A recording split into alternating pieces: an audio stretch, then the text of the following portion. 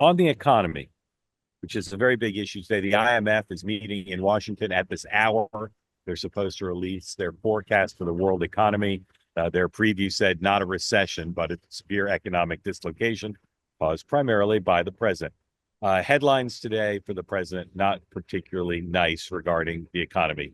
103A, this is the story lots of people are talking about, which is a brutal lead about how poor the markets are doing right now under the president. No Dow headed for worst April since 1932 as investors send no confidence signal. Few think administration's negotiations with trade partners will yield results soon enough to ease the strain.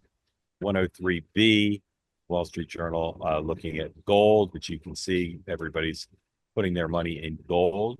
You know Sean, what? you put any I money in do. gold this I week? put a lot of money in Bishop Gold Group. Use code Yeah, word Sean. yeah. It's the place to go. But you can also get silver, titanium, platinum, any I other. rather than buy my gold on the web, I call the 800 number and I say, "Hey, Sean told me to call." And you know what they That's what always I say? like. They say, "Who's Sean?" All right. Well, as long as you use the One code, I don't really care. exactly 103 103D please skip over C. The dollar, as you can see, not doing great, and that's worrying a lot of people. Now 104. Reuters Ipsos has a new poll out today, and you can see the president's approval rating there as compared to his first term approval rating and Joe Biden's. It's not the floor hasn't fallen out. He's gone down since he first came in. That's common, but the floor is not dropped out. So you could say half full. He's not dropped into the 30s, but obviously 42. It's not a great place to be when he's trying to demonstrate a lot of political capital. Here is this is going to be 105. This is the vice president giving a speech in India a little while ago, talking about the economy. So I want to say it's clear to me, as it is to most observers, that President Trump, of course, intends to rebalance America's economic relationship with the rest of the world. That's going to fundamentally will cause profound changes within our borders in the United States, but of course with other countries as well. But I believe that this rebalancing is going to produce great benefits for American workers. It's going to produce people of India, and because our partnership is so important to the future of the world, I believe President Trump's efforts, joined, of course, by the whole country of India and Prime Minister Modi, will make the 21st century the best century in human history. Let's do it together. God bless you, and thank you for having me. It's a fantastic backdrop. Kudos to the advanced people. Dan, what do you think the cards the administration will play next on the economy are? Yeah, I think there's three things here, hearing that speech. One, they're going to continue to blame and deflect. He's going to keep going after Jerome Powell to set somebody up because, of course, it can't be Trump and his policies.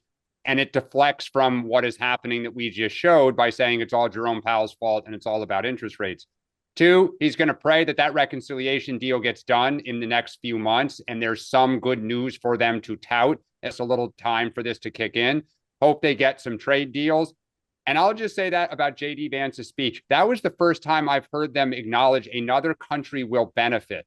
To say that this will be great for India and the people of India, it is really hard to square the goals they have on trade with making a deal that is great for the people of India and the Indian economy.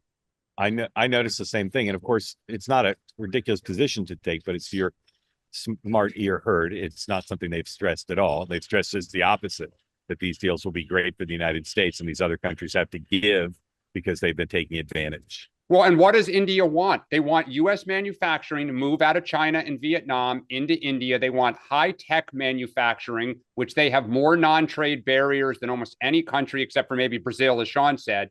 So the only way it's good for them is to come at our expense, which is how trade deals work, by the way. But as we get more of these, I keep saying this, what do people get from us?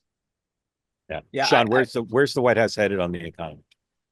First, I just want to say, I think that one of the things that's great, when you listen to JD speak, vis-a-vis other politicians, there's a degree, we talk all the time about authenticity. And I think JD has that level of, he doesn't come across it very rehearsed and poll tested. The mannerisms by which he actually delivers a speech, I think are very reassuring. I get why he said what he said about India. It makes sense. You're basically standing next to Prime Minister Modi. But at the same time, I agree with Dan. It's knowing that message is going to reverberate back. India has high tariffs. There's no reason, and non-tariff barriers, I think, to say, hey, we want to continue to grow this relationship, but it's largely unfair. I mean, he talks about he used the word rebalancing. I think that would have been a good opportunity to talk about how high their tariff and non-tariff barriers are, and that we need to, in part of that rebalancing, make sure that while we appreciate our great friends like you here in India, that we've got to have a degree of fairness in this rebalancing. So a little bit of a missed opportunity, I think, there. I think that the president, Dan's right, is going to keep going after Powell. He needs him to be the foil, especially with the IMF kind of creating some additional tension today in their reporting. But look, I've said this before, and I'll reiterate it again. The president is probably the most media savvy president ever. It's not like he's not reading his headlines. It's not like he's not watching the television sets. He has made a huge bet that it is worth it in the long run to stake a lot of this stuff in order to get a better deal for America, to put it in the words of the vice president, to rebalance us. And I've said it before, the easy way out is just to do nothing, to kick the can down the road, to spend more money, make everybody happy and buy them off. But I think he has made it very clear that he's got the second term, the second opportunity to do big, bold things, and he's not going to waste it. So I think one of the things about the poll that's interesting to me is that I think that's obviously overall Americans. But if you really look, I think the base is still largely with him, because they're willing to give him a shot at doing big, bold, brave things politically. Yeah, if he's at 42%, the base is definitely still with him, but maybe mostly just the base. Hey, want to be part of the two-way community all the time? Hit the subscribe button. Great video clips like this, plus conversations like no other, full episodes and more, always available on this channel. You got to hit subscribe to never miss a thing.